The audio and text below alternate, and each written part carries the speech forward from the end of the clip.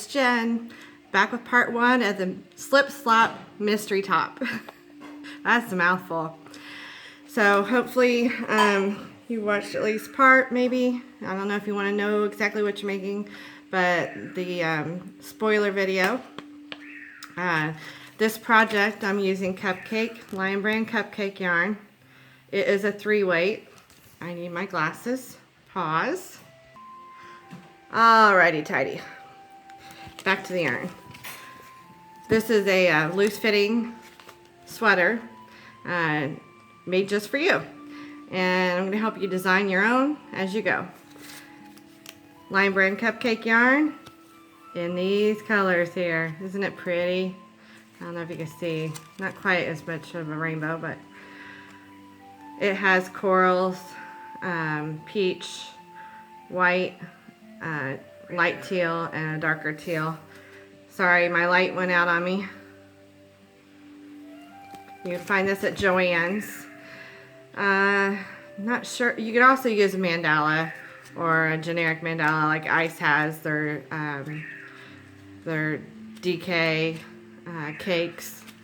Those would work as well because they're basically mandala.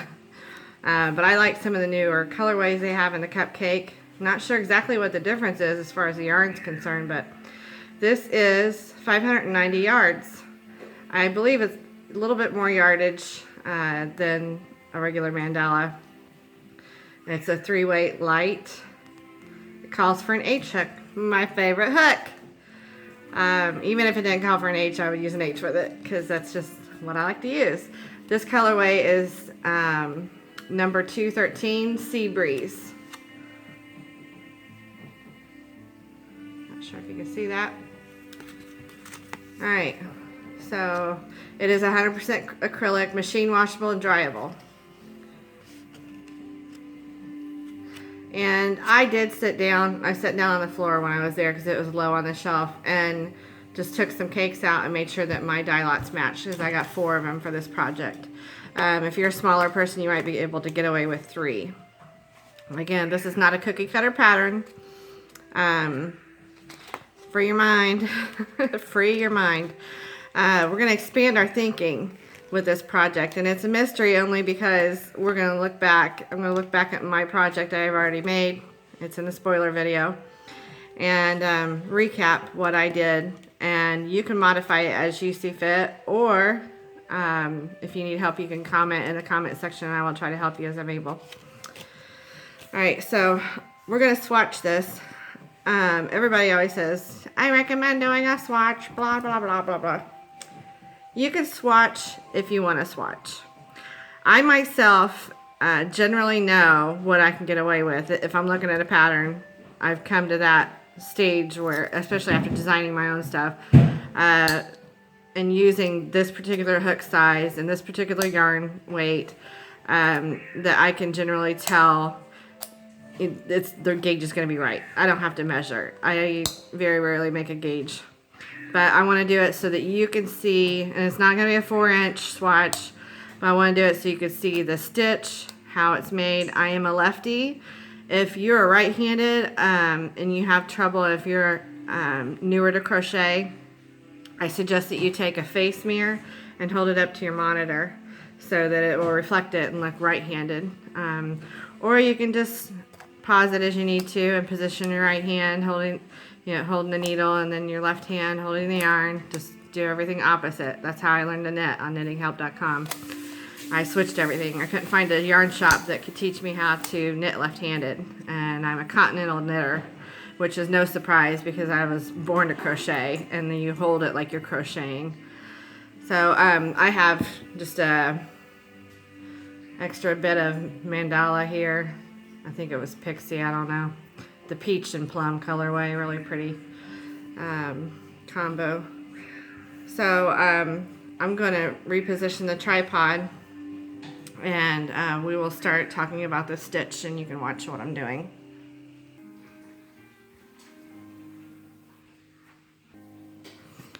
Okay, hopefully you can see my hands all right. We've got the mandala, and we're going to make a little sample piece here. I start out by draping the tail over my finger, like so. Go behind there. We're going to make a slip knot real quick.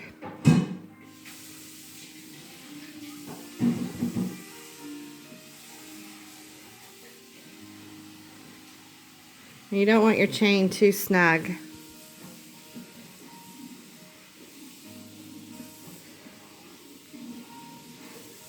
We're going to chain about 4 inches or so.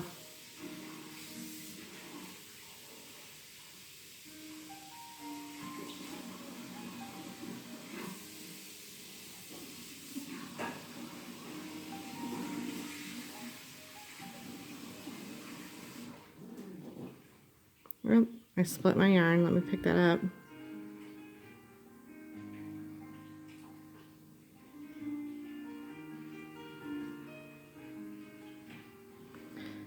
Now, when you start your sweater, I just suggest you make a big and long chain.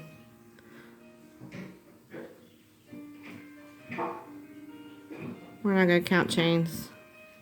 I'm a rebel like that. So here we've got, this may be a little too close.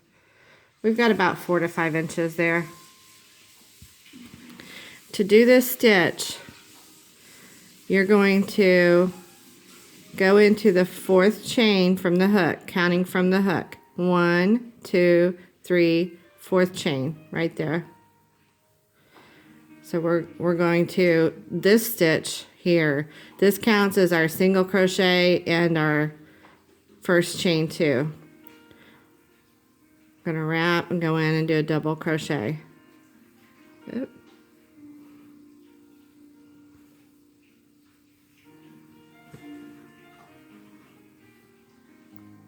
So now we're going to do another one right in the same chain.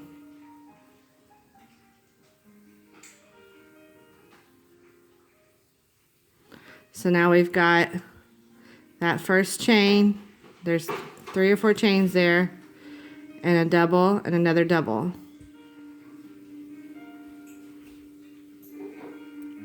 Now we're going to single crochet into the 3rd chain after that. So 1, 2, 3.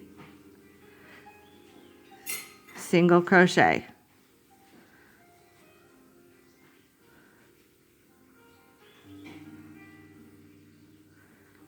And now we're going to chain 2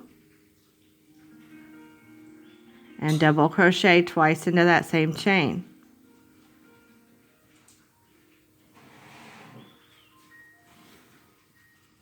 Rolling the ball off the desk so I can get some slack. And we're going to double crochet into that same chain again.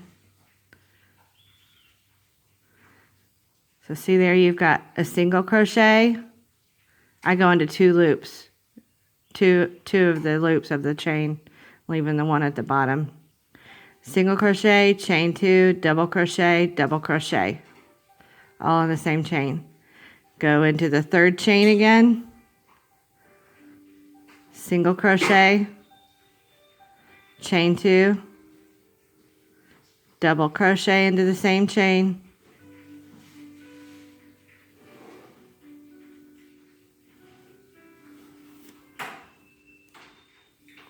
double crochet into the same chain again.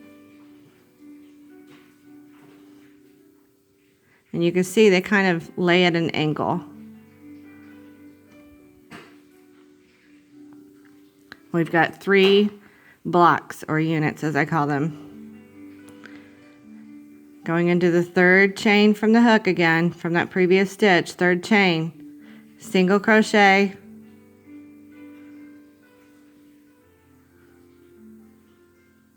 chain 2, double crochet, double crochet.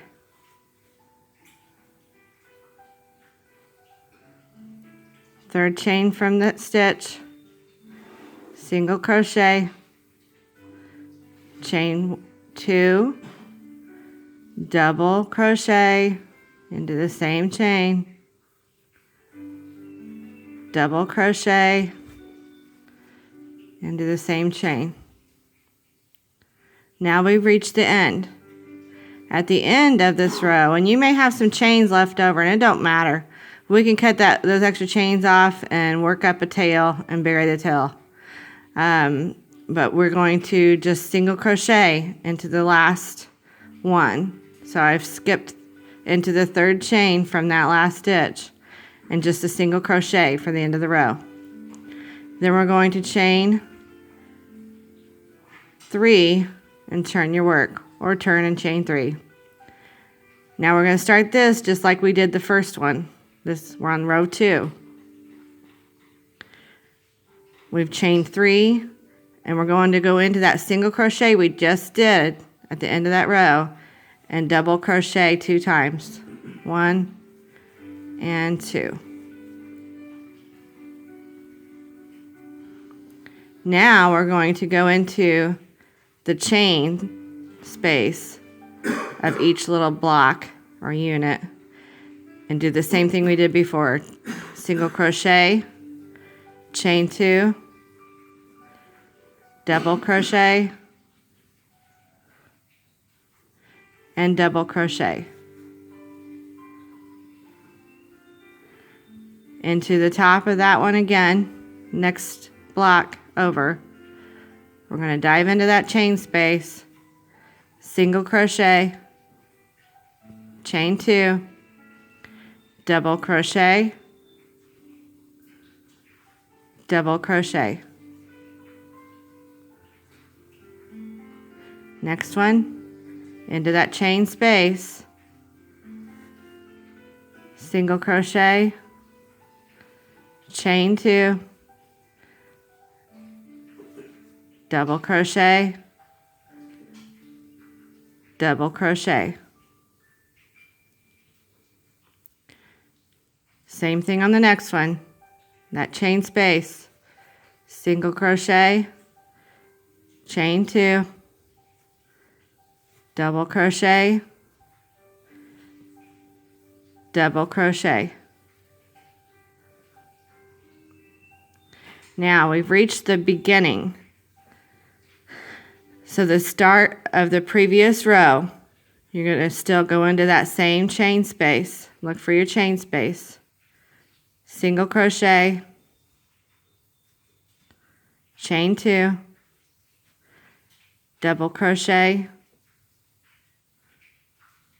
double crochet.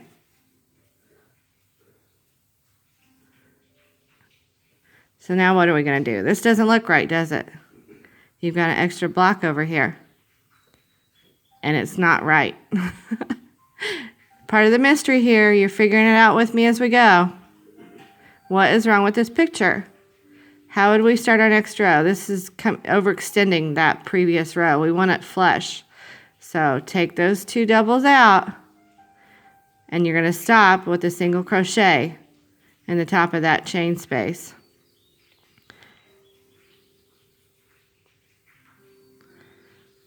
So there's our single crochet in the top of that chain space. That levels out our row and keeps that edge even.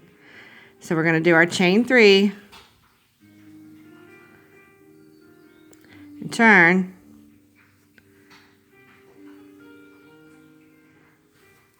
and we're going to do our chain 3 and do 2 double in that same single crochet that you just did. Now we're working into the chain space again. We're going to stop after this box. Single crochet, chain 2, double crochet, double crochet, single crochet in the next one. All right, so there we are stopping. We've got a little over 2 rows done.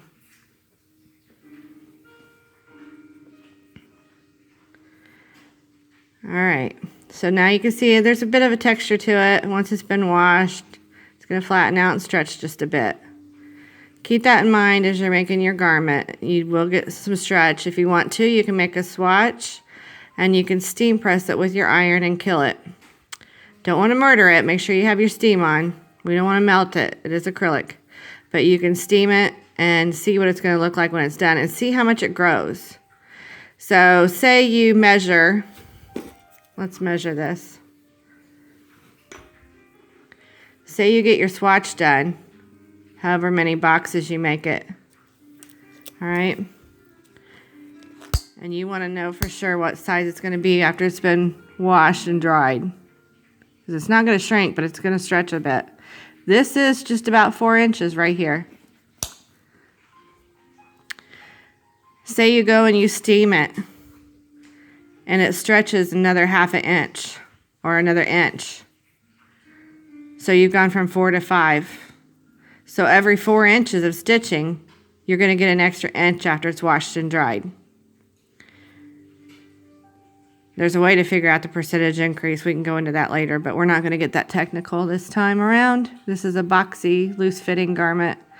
But just to accommodate for that, think about that as you're making your sweater. All right, so mine is 4 inches. I look at them as units. You look from here to here. One little unit is about 1 inch wide from edge to edge. It's almost 1 inch. Vertically, it's more like a 1/2 inch or so until you steam it. When you steam it, it's going to get taller.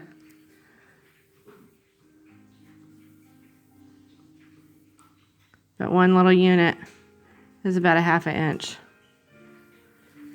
All right, so we're done with the little swatch. That was to show you the stitch. Now I'm going to pull over my piece I have started. We are starting this with 34 units. That's what I did for mine. You can adjust yours, just make it however many units across you want it. This is not an exact science. But my middle section, your neckline is going to go off center of this piece here. This is the front. So just figure out, make your chain. I would hold your chain up onto your shoulder and go across your neckline with it to see how wide you want it. That middle section of the sweater. We are going to be adding more width, about 8 inches to one side and about 3 inches to the other side. So just keep that in mind. Your neck opening is going to be about this wide right here. It's going to be about 7 to 8 inches wide.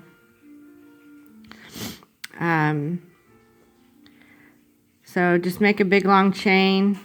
I believe I did 100. If you want to do the 34 units like I did, I would say it would most likely suit you well to do that size if you're between a 1X and a 3X, or even an extra large. You might be able to get by with it. 103 chains, I believe I did. Don't quote me on it.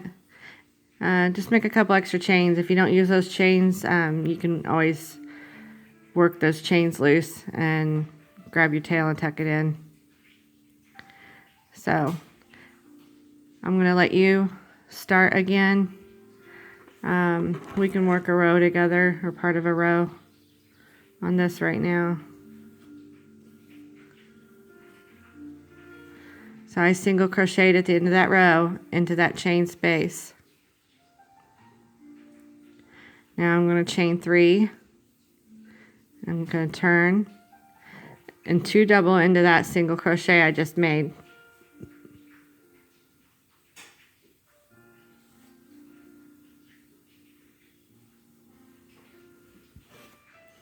Single crochet into that chain space. Chain 2. 2 double crochet.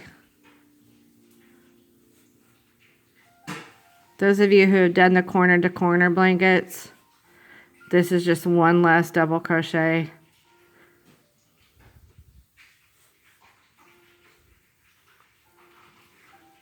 If you've done a corner to corner blanket, you can definitely do this top.